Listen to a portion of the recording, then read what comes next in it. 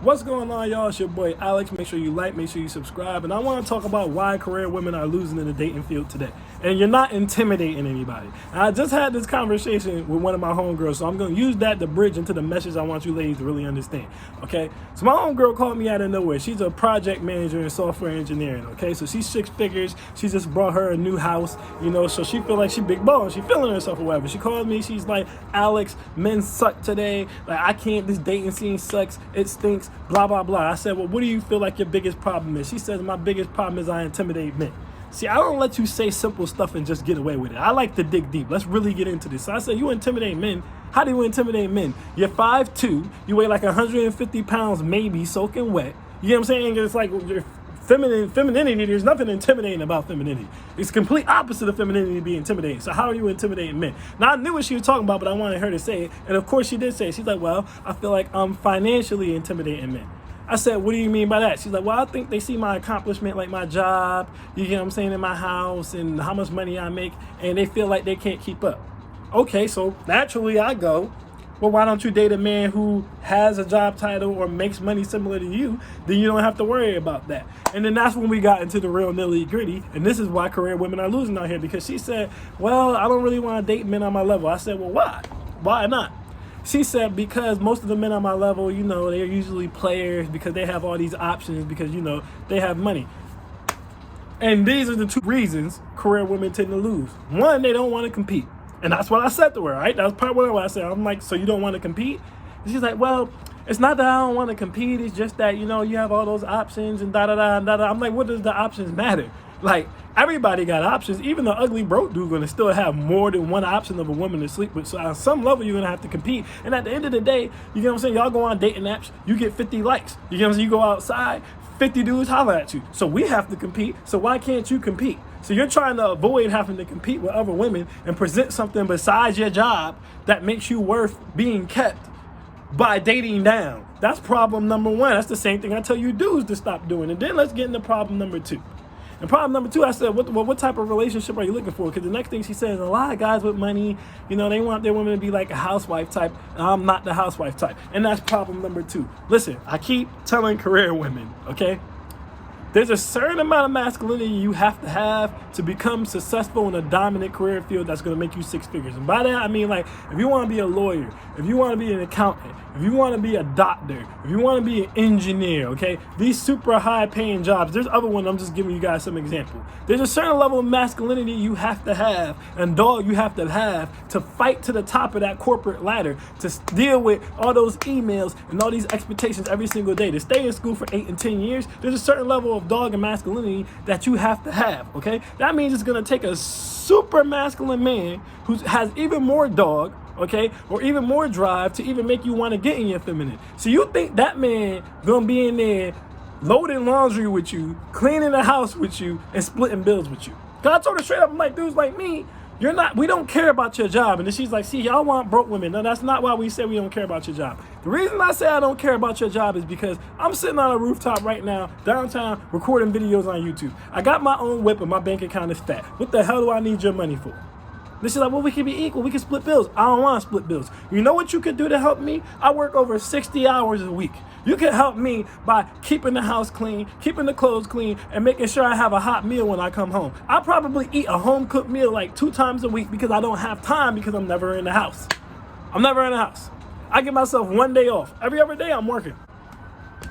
One or the other. I'm working all the time. I'm always working. So that would be my equal partnership. And I told her that. I'm like, to me, and most men like me, that is an equal partnership. In exchange for me providing for you so you don't have to go to work, you can take care of these things for me that I don't have the time to do. But she doesn't want to do that because she defines herself by her job. She likes being able to say she's a project manager and engineer. It makes her feel good. It validates her. So she doesn't want to give that up. And that's understandable. So what she wants is someone, she's like, well, I want someone who wants to build together. But here's the reality of the situation. All the dudes on your financial level, the reason they're living a bachelor life and the reason a lot of them are just, being a player and dealing with chicks is because they don't see see splitting bills with you as a benefit. Unless they're in that space where they want to have kids, that's the only way they might compromise that. But generally, they're like, well, why would I do that if I go get me a young hot thing who don't really want to work when I am ready to settle down, get her in the house, take care of her, I can be out here doing my thing and she can hold the house down for me and I don't have to worry about it. Why would I pick someone who wants me to split the house cleaning, who wants me to split the laundry, who wants me to split the cooking, and who wants me to split the bills when I could just pay them all and have someone in here who could do that for me? See, that's the problem. What y'all think is an equal partnership, most men on your level don't see the value in that. And you don't want to compromise. So then what she trying to do, and she don't even realize she did, which is why I told her, is like, so now you're trying to find you a Pookie or a Ray Ray or a Chad or whatever you want to call him, or Enrique, okay? Basically a hood dude or a street guy, and build him up, they say. You try to get him to get a legal job. You know he doesn't have any credentials. So essentially what you're trying to do is turn him into your project so you can stay in your masculine and keep your job and run the household and make all the plans and be basically the leader, and you don't have to submit to anybody else. Or you're trying to find a dude who only makes like 40-something thousand or 50-something thousand, so that again you can stay in that same energy. Well, you can move in my house, or you can just help me with my bills, or you can help me do half this housework. You're trying to make life easier for you, basically. It's set up all for you. Now, you can do that. And I tell career women that all the time. You can do that if that's what you want to do. But the man's going to resent you for that. Because if this street dude's a real man and he was happy getting his money, you got to realize the Thought Giannas, the Ratchet girls, you get what I'm saying, the Trailer Park Beckys, all them, he can get one of them, and with his drug money, you know what I'm saying, he can take care of them, and they'll make him feel like the man. The 40, 50K dude, same thing. He can get him a lower value woman, and that'll make him feel like a man. Why would he want to date you, and you're constantly emasculating him by being the breadwinner, by setting all the plans, and by running the household? No man in his masculine is going to want to deal with that. He's going to resent you for that, because he realizes deep down what you're doing to him, and it's taking him out of his masculine and trying to make him the feminine or make him half feminine, and he doesn't want to be that. And that's why I tell you guys all the time, we have to compliment each other's egos. Just like because a woman makes money doesn't mean she doesn't still want to be treated, and she doesn't still want to be taken care of, and she doesn't still want to be spoiled and pampered. It's the same thing with men. Like, he doesn't care that you make 6 figures, you can take care of him. He still wants to feel like a man. He still wants to feel like the man. He still wants to feel like the leader. He still wants to feel like the provider. So when you take that away from him and you're leading and you're providing, he's going to resent you for it, and he's usually going to end up cheating on you with a woman who don't got as much as you. She might not even have a job at all, and he's doing that because that woman makes him feel like a man, because she doesn't have any money, and he feels like the man because he's the provider for her. He's giving her experiences she never had before. What can a man who made 50K or from the streets do for a woman who flies to Aruba, who flies to Cameroon, who goes to Mexico, who goes to Dubai with her homegirl? She go to brunch every Sunday. He can't afford that. He can't keep up. Of course you're going to have a problem. Of course you're not going to be able to keep him interested, because you can't make him feel like a man. The only man you'd be able to make feel like a man is a man on your level, but then you don't want to get into your feminine, which is the real problem. You don't want to submit to the man on your level.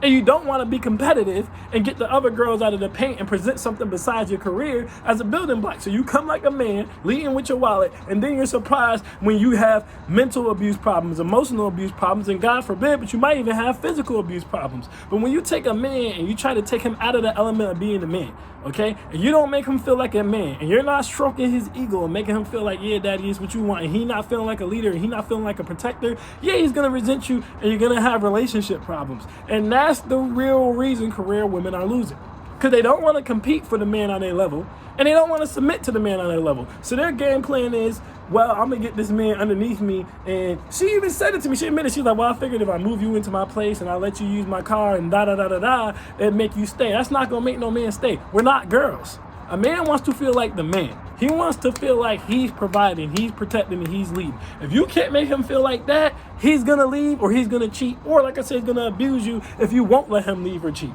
Because it's not even you, it's him internally. A man can't be with a woman who does not make him feel like a man. And career women, and that's what I mean by the emasculation, it's not on purpose, but you're emasculating the man because you're better than him financially. And you're going to eventually resent a man who you're better than financially, for being honest. Yeah, at first it might seem cool to have a dude walking around the house, cooking, cleaning, helping you with your chores. But at the end of the day, when you want to go to Aruba and you got to pay because he don't make enough money, when you want to go on your cruise ships, you want to go to Dubai, and you want to go to concerts and all this other crap that you can afford and he can't, eventually you're going to resent him too. And guess what? You're going to cheat as well. It's a vicious cycle.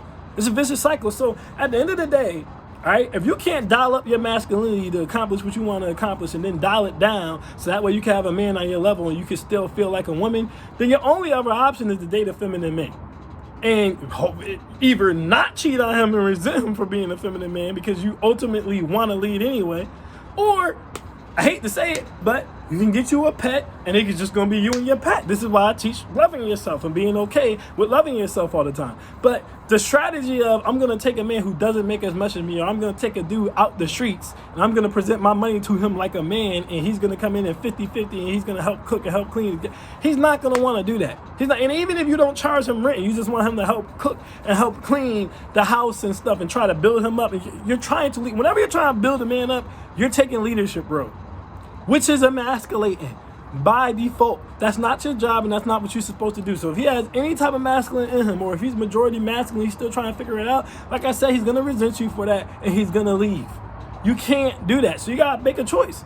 All right? You either get you a man on your level and get in your feminine so you can keep him and compete and get these other girls out the paint and stay in your feminine so you can keep him, or you stay in your masculine, you keep your job, you keep your money, you buy a house, you get you some pets, and you just chill out on your own. I don't think being by yourself is a bad thing. I just want to say that. I don't. I preach it all the time, loving yourself so you can be by yourself. But you got to understand, you're not going to be able to take a real man and get masculinity but make this masculine man do these feminine things. It doesn't work like that. You either take the feminine man or you become the feminine. There has to be a masculine and a feminine at the end of the day. And like I said, masculine man, he's not going to give up his masculinity to make things work with you. That's the real reason career women are struggling out here. I had that same conversation with her. Everything I just told you guys is exactly what I told her. She got a choice to make.